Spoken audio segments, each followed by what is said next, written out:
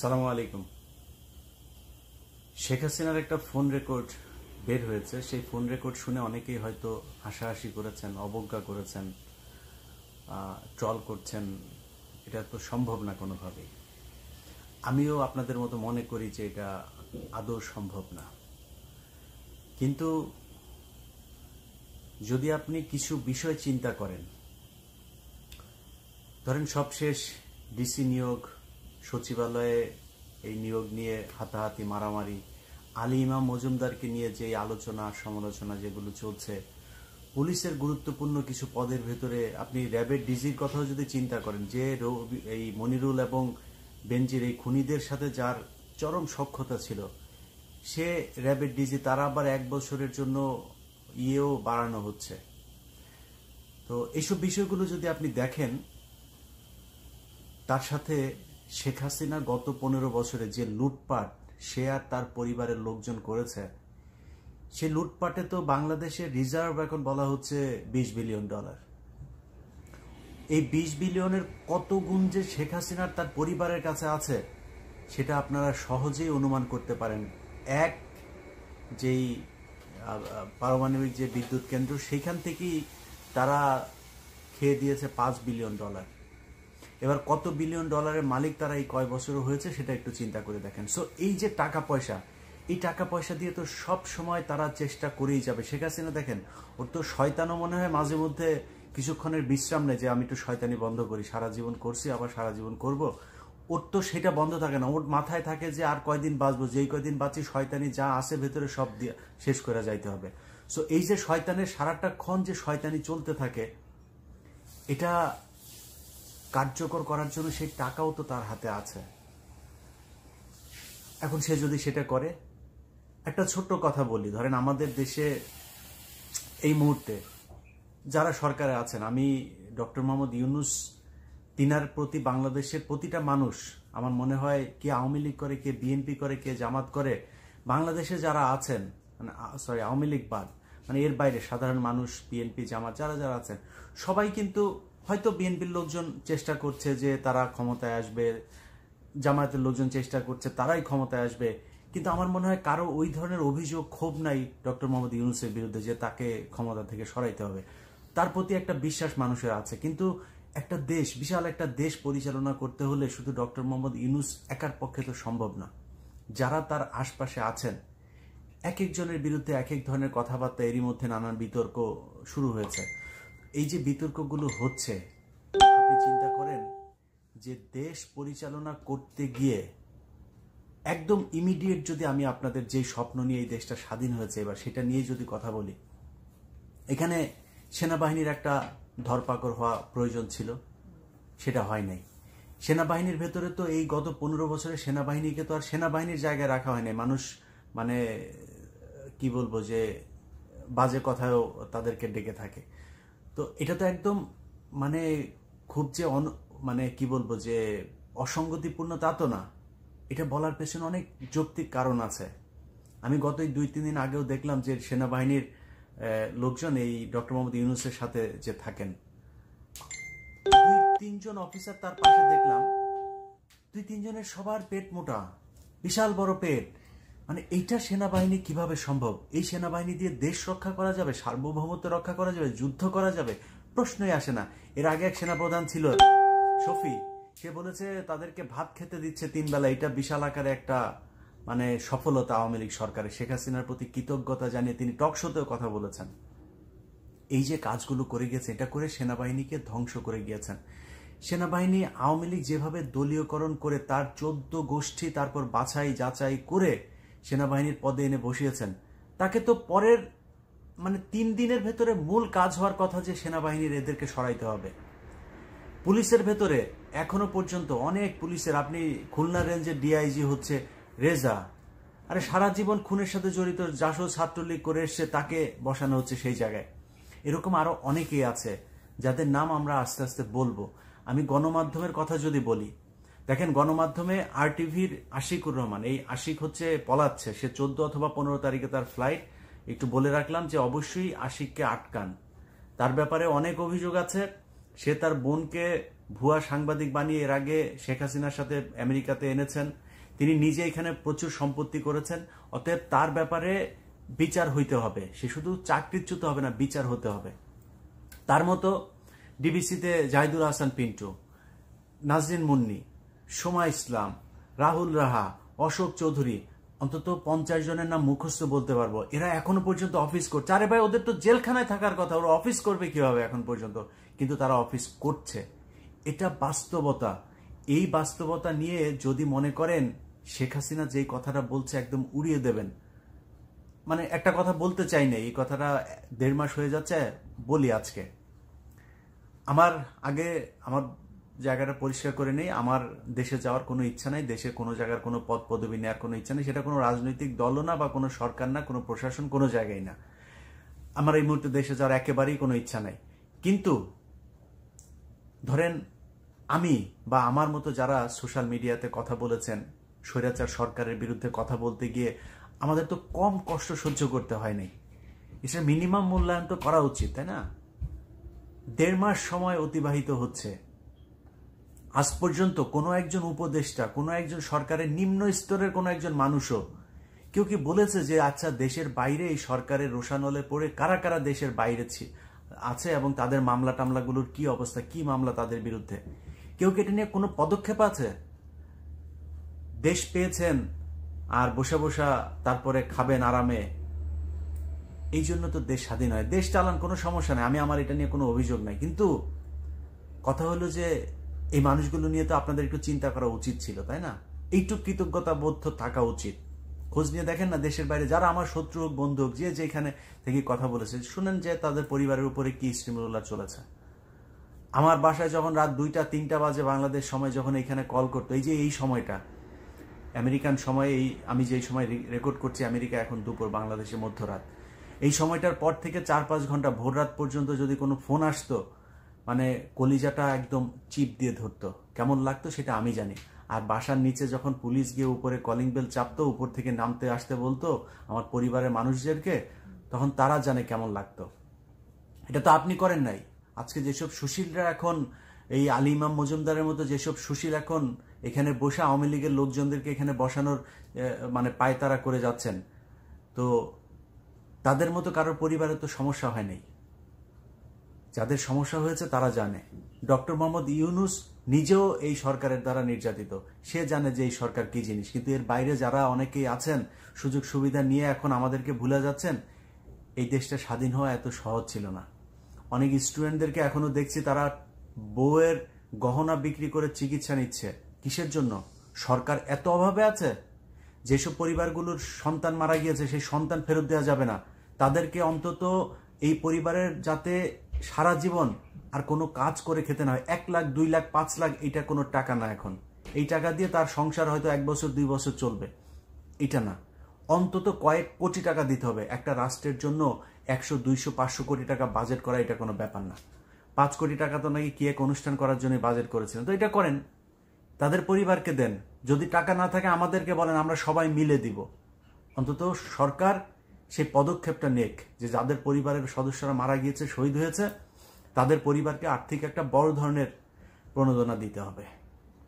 এটা তাদেরকে করুণা করে না, এটা তারা পাওনা এই রাষ্ট্রের কাছে। এই রাষ্ট্রের যেই বিশাল একটা ফেরাউন, একটা কি বলবো, যে স্বৈরাচারী সরকার এই দেশের মানুষের ঘাড়ে বসেছিল চেপে, তাদেরকে তাদের হাত থেকে বাঁচানোর জন্য তারা জীবন দিয়ে গেছে। সো হুট করে পাইলাম আর টপ করে গিলা ফেললাম, এইভাবে দেশটা স্বাধীন হয়ে যায়নি। আজ পর্যন্ত আমাদের ব্যাপারে কেউ বলেও নাই যে, এক হাফিজ ভাই বলেছেন, অনেকেই পাঠিয়েছেন সেই ভিডিওটা।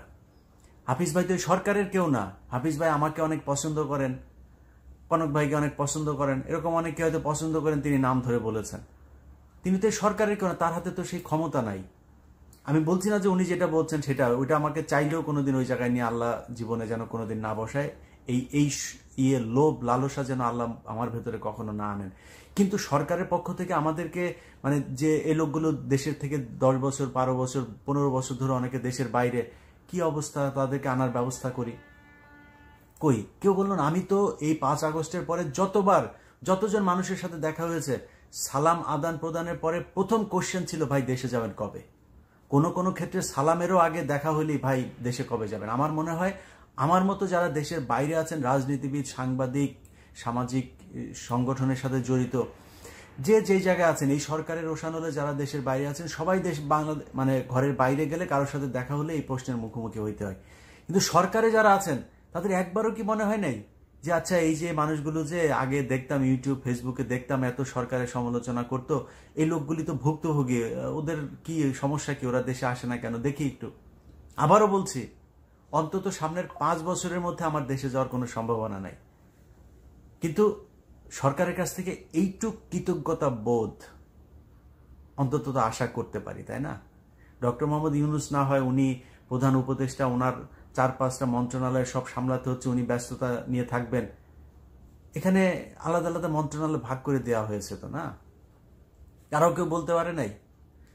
এরকম হইলে দেশ যদি আবার পরাধীন হয়, স্বাধীন করার জন্য কেউ জীবন বাজি রাখবে না, কারোর পরিবারকে কেউ বিপদে ফেলবে না। এবার সব শেষ কথাটা বলি, যেটা বলতে এসেছিলাম। শেখ হাসিনা এই যে বলছে যে সে কাছাকাছি আছে, চলে আসবে, এত ফেলে দেওয়ার মতো না বিষয়টা। তার হাতে যদি প্রশাসন থাকে, তার দলের লোকজনকে এখন বিভিন্ন জায়গায় তাদেরকে পদায়ন করা হচ্ছে, এলাকা ভিত্তিকও বিভিন্ন টেন্ডারবাজি, চাঁদাবাজি, সেই সবেও এখনো তারাই দখল করছে। বিএনপির লোকজন 2-1 জায়গায় 2-4 হাজার 5,000 টাকা চাঁদাবাজির ঘটনায় প্রথম আলো সবার আগে টপ লাইন করে হেডলাইন লিড নিউজ করছে। কই এতদিন তো প্রতিটা এলাকায়, যেই এলাকাতে এখন বলা হচ্ছে যে ওই জায়গায় বিএনপির এই লোক চাঁদাবাজি করেছে, ওই জায়গায় আওয়ামী লীগের লোক চাঁদাবাজি করে না, ওই জায়গায় ওইটা নিয়ে নিউজ ছিল নাকি আপনার? কয়টা নিউজ ছিল? সারা দেশটাই তো চাঁদাবাজিদের আখড়া ছিল। শেখ হাসিনা এই যে প্রথম আলো অফিসের পিছনে আপনার ওয়াসা ভবনটা আজকে 15 বছর ধরে এই তাসকিন আহমেদ আপনার করলো কি, তাসকিন খান খান না কি যেন, তো সে কেন, সে হচ্ছে শেখ কামালের বন্ধু ছিল, শেখ রেহানার সাথে খুব ভালো টাইস ছিল তার, এখন সে ওখানে বসেছিল, টাকা পয়সা দিত, ভাগাভাগি হইতো, কই তারে তো সরানোর জন্য কিছু করে নাই। এখন বিএনপির লোকজনের সব দোষ, কোথায় 2,000-5,000 টাকা? আরে ভাই, বিএনপি বিশাল একটা দল, তারপরেও শোনার সাথে সাথে তারেক রহমান সেখান থেকে বহিষ্কার করছে। এটা বিশাল আকারের ব্যাপার হয়ে গিয়েছে। হ্যাঁ, কোথাও যদি হয়ে থাকে আমি সেটাকে ঘৃণা করি, কিন্তু কত পার্সেন্ট?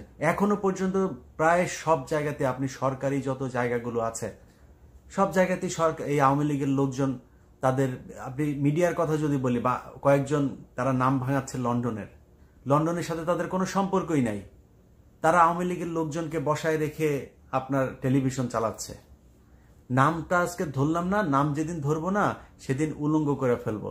সো বিএনপির নাম দিয়া, তারেক রহমানের নাম দিয়া, তারেক রহমানের লোক, এই নাম দিয়া তারপরে আওয়ামী লীগের লোকের বসায় বসায় খাবেন, আপনাদেরকে বলবো এরা তারেক রহমানের কেউ না। আমি দায়িত্ব নিয়ে তারপরে বলছি যে তারেক রহমান তাদেরকে কোথাও পাঠায় নাই, কোনো গণমাধ্যম দখল করার জন্য একজনকেও পাঠায় নাই। যাবে, হাত পা ভেঙে দিবেন। আর যদি হাত পা ভাঙার সেই পরিস্থিতি করতে না পারেন, শুধু অপেক্ষা করছি, হ্যাঁ, 2-1 মাস অপেক্ষা করছি, দেখি যে আপনারা কতদিন এই জাহিদুল হাসান, পিন্টু আর সোমা টোমা এদেরকে নিয়ে সংসার করতে পারেন। এরপরে আমাদের লোকজন এই অফিসের সামনে গিয়ে দাঁড়াবে ইনশাল্লাহ। হ্যাঁ, এটা বলে রাখলাম। আর আওয়ামী লীগের লোকজন যারা এখনো অফিস করছেন না সুন্দর করে, সাহস হয় কেমনে আপনাদের? সাহস হয় কিভাবে? আমাদেরকে বলেছেন আমরা নাকি কন্টেন্ট ক্রিয়েটর, আমরা ইউটিউবার, তাই না? মনে আছে এগুলি? সেগুলো ভুলে গিয়েছি আমরা। লোক ভাড়া করে তোর সাথে খেলবো, লোক ভাড়া করে তারপরে তোর অফিসের সামনে গিয়ে দাঁড়াবো। তুই কি মনে করেছিস ছাড়া দিব? ভালোই ঠিক যেইভাবে মানে আমরা এতদিন ছিলাম না, ওইভাবে পারলে বর্ডার টর্ডার দিয়ে পালায় যা। দেশে থাকবি, আশিকুর যেন পলাইতে না পারে। আশিকুর কিন্তু পলাবে 14 অথবা 15 তারিখে তার ফ্লাইট, সে যেন পলাইতে না পারে। RTVর তারে আটকাবেন, অন্য যেগুলি আছে সেগুলোর আটকাইতে হবে, এদের বিচার হতে হবে। তারা এই জুলাইয়ের 19 তারিখ থেকে 4 তারিখ পর্যন্ত তারা এই দেশে খুনের সাথে জড়িত। শেখ হাসিনার সাথে সব শেষ সাংবাদিকদের যে মিটিং আছে, সেই মিটিংয়ে শেখ হাসিনাকে যেইভাবে তৈলাক্ত করা হয়েছে, সেই মিটিংয়ের অনেকেও এখন পর্যন্ত অফিস করছে। কিভাবে সম্ভব? যেই কারণে এই যে 2 দিন আগে একটা নিউজ দেখেছেন না আপনারা, এক আওয়ামী লীগের এক নেতা তার তাকে মেরে ফেলেছে 4 মাসের শিশু সন্তান। আরে বেটা, 4 মাসের শিশু সন্তান এরকম অন্তত কয়েকশো মানুষের এই গত 15 বছরে মারা গিয়েছে। তখন কোথায় ছিলেন এত মায়া কান্না? 6 মাসের বাচ্চা, 1.5 মাসের বাচ্চা, তার বাবা মায়ের সাথে এক ঘরের মধ্যে আটকে রেখে তাদেরকে জঙ্গি আস্তানা বলে সেই বাড়ি উড়িয়ে দেওয়া হয়েছে, মনে নাই উত্তরবঙ্গে? এগুলো তো এই বাংলাদেশে ঘটেছে। সেদিন কোথায় ছিলেন? অনুসন্ধানী সাংবাদিকতা করেন নাই তো। এখন কোথায় আওয়ামী লীগের এক লোক তার 4 মাসের বাচ্চা রেখে মারা গিয়েছে, সব টেলিভিশন পত্রিকা এই স্যাড মিউজিক লাগায় তারপরে নিউজ করছে। ও এই গত 4 তারিখের আগেও এই ছাত্র আন্দোলনে ছাত্র হত্যা করেছে। ওর 4 মাসের বাচ্চা আছে দেখে ওর বিচার করবে না পাবলিক দেখে নাই ও মানুষের উপরে গত 15 বছর কি পরিমাণে নির্যাতন করেছে? ওরে বাঁচায় রাখবে কেন? কিসের জন্য? মানুষের এই ক্ষোভ তো, এটা তো মানে বহিঃপ্রকাশ হবেই। তাদেরকে আইনের আওতায় নিয়ে আনা হচ্ছে না।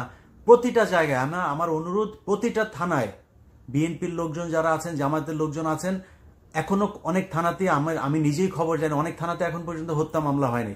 প্রতিটা থানায় হত্যা মামলা হইতে হবে। এলাকায় যত আওয়ামী লীগ আছে একদম থরলি সব, এই যে বলে না 1000 হওয়া যাবে না 5000, আরে ভাই ওই এলাকায় খালি 1000 5000 না, প্রয়োজন হইলে 5 লাখ যদি নাকি আওয়ামী লীগের নেতাকর্মী থেকে থাকে 5 লাখের বিরুদ্ধে মামলা হইতে হবে। সবগুলো এটার জন্য দায়ী। সবার পানিশমেন্ট হইতে হবে। যারা এখন বলে হ্যাঁ 5000-এর মানুষ আবার কোনোদিন আসামি, ইয়েস 5000 মানুষ আসামি, একটা আসনে তো একটা থানার ভেতরে তো 5000 আওয়ামী লীগের নেতাকর্মী আছে, সবার নামে বাই নেমে মামলা হইতে হবে। যারা যারা এখনো যে থানায় জেলায় হয় নাই, আপনারা অবশ্যই এগুলো করবেন। কোনো থানায় যদি কোনো ওসি যদি এই মামলা না নেয় তাহলে আমাদেরকে জানায়েন। অতএব আমি মনে করি যে দেশে এই যে সাংবাদিকতার যে ইয়েটা চলছে, যে স্যাড মিউজিক লাগিয়ে তারপরে আওয়ামী লীগের নেতাকে মেরে ফেলেছে, এখন একটা সুশীল সেজে তারপরে মানবতা দেখানোর চেষ্টা করছে, এগুলো যেই সব টেলিভিশন চ্যানেল বিএনপির নাম দিয়ে কয়েকজন সাংবাদিক দখল করে আওয়ামী লীগের লোকজন নিয়ে ঘর সংসার করছে, তাদেরই ফসল। তারা এখনো পর্যন্ত খুব সুকৌশলে আওয়ামী লীগের পক্ষে কাজ করে যাচ্ছে। অতএব এই ঝুঁকিগুলো যতক্ষণ থাকবে না, শেখ হাসিনা ঢুকে যেতেও পারে, এই ঝুঁকিটা আপনাকে মাথায় রাখতে হবে। তবে আমি নিজে বিশ্বাস করি না, এবং ঝুঁকির কথাটা মাথায় রেখেই বললাম, আমি নিজে বিশ্বাস করি না যে শেখ হাসিনা আসতে পারবে।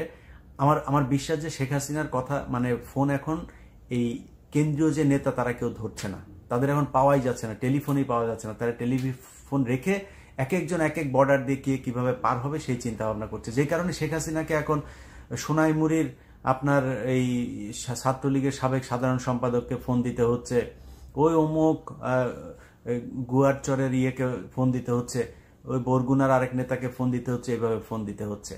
অর্থাৎ তার কথা কেউ শুনছে না। কিন্তু শেখ হাসিনার কথা শুনে যারা নিজেদেরকে গর্ববতী মনে করছেন, তাদেরকে শুধু একটা কথা বলি, এখনো পর্যন্ত এই গত 2 দিন আগেও দেখেছেন না, ওই যে বিকাশ করিম, ফারাজ করিমের বাপ, ওই বিকাশ করিম বর্ডারে ধরা পড়েছে। সো আপনাদের এই এমপি মন্ত্রী লেভেলের নেতা যেই দিক দিয়ে পারছে বর্ডার পার করার চেষ্টা করছে। আর আপনাদের ছাগলের 3 নাম্বার বাচ্চা মার্কা আওয়ামী লীগের যেসব 2-4 জন আছেন, আপনাদেরকে শেখ হাসিনা ফোন দিয়ে বলছে যে হ্যাঁ আমি তো বর্ডারের কাছে আছি। বর্ডারের কাছে মানে কি রে? ও কই আছে? রেখে দিয়েছে দিল্লিতে, বর্ডারের কাছে আছে মানে এইসব বলে আপনি তো বিশাল পুলকিত। ওরে বাবা, শেখ হাসিনা ফোন করছে আপনাকে, আপনি গর্ভবতী হয়ে যাচ্ছেন, হাত পা হাড্ডি গুড্ডি একটাও ঠিক থাকবে না। দেখছেন না, আস্তে আস্তে সবই কিন্তু ধরা পড়বে। যদি নাকি এইখানে ডক্টর মোহাম্মদ ইউনূসের এই প্রশাসনে আলী ইমাম মজুমদারদের মতো 2-4 জন যদি ব্রোকার যদি থাকেও না, এগুলোকে আস্তে আস্তে ডক্টর মোহাম্মদ ইউনূস রাখবে না। কারণ ডক্টর মোহাম্মদ ইউনূসের আপনার আমার মতো তারও কিন্তু আমি মানে সরকারের যেই কি বলবো অন্য সাইডগুলো বাদ দিলাম, তার নিজের ব্যক্তিগত শত্রু কিন্তু আওয়ামী লীগ।